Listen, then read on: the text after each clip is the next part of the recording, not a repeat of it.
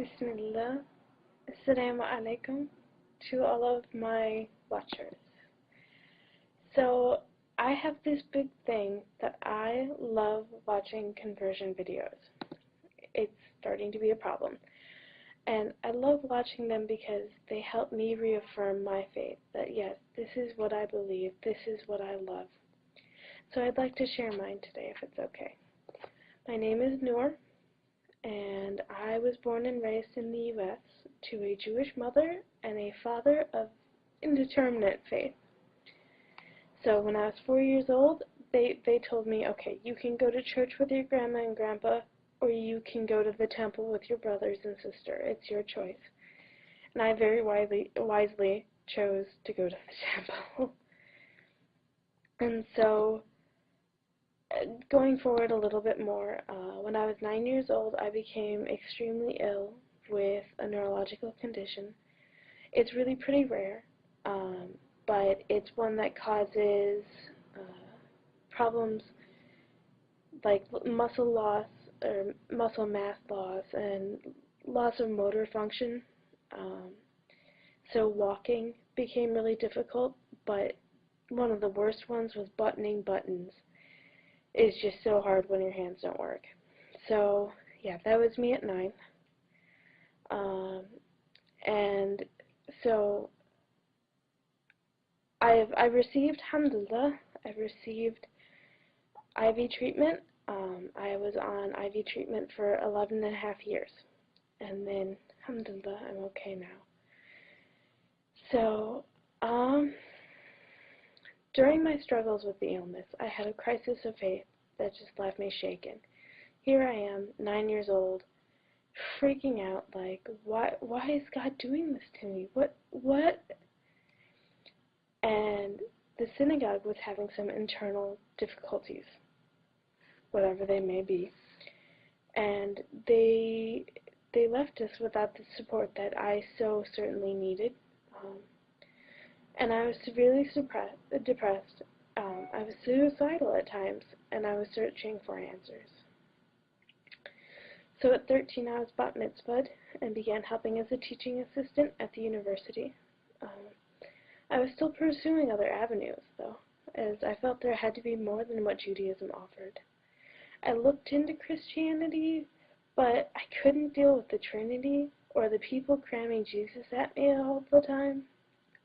Buddhism, I just wasn't that big of a hippie. And that's what it meant to me at the time. Paganism, which I actually stuck with for a while, but there's too much to remember, and it wasn't more about Allah or God. It was more focused on being selfish. So that one was a little iffy for me. But I never thought about Islam. Islam for me was oppressed women, it was Arabs who stole our land, and terrorists. Astaghfirullah. Because I was still depressed and I felt very, very, very empty inside, I did what any normal person would do. I distracted myself and I self-mutilated. I used substances, I used people, I used bad means to fill that gaping wound. When looking back at the things I did or the person I was, I am filled with regret and repentance. I mean, you add to that an unstable home life and an unhealthy love life, and I was going straight for rock bottom. So I chose to go to the party school, and I went on for 2 years in my self-destructive ways. This was no means, 5 months.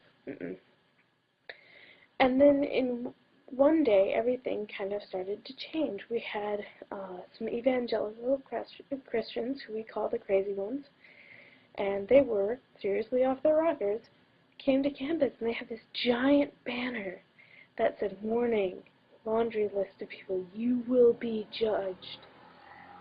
And Muslims were on the list, atheists were on the list, pagans, money lovers, baby-killing women.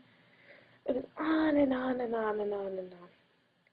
And I got to observe my first hijabi standing up for herself and Islam, arguing intelligently with these people about what she saw was wrong with the poster. And so, I was watching her, and this guy comes up to me, and his name is Khalid. He's a Saudi exchange student. And he'd only been in the country for like I think 2 days when I met him. So he's a pretty cool dude.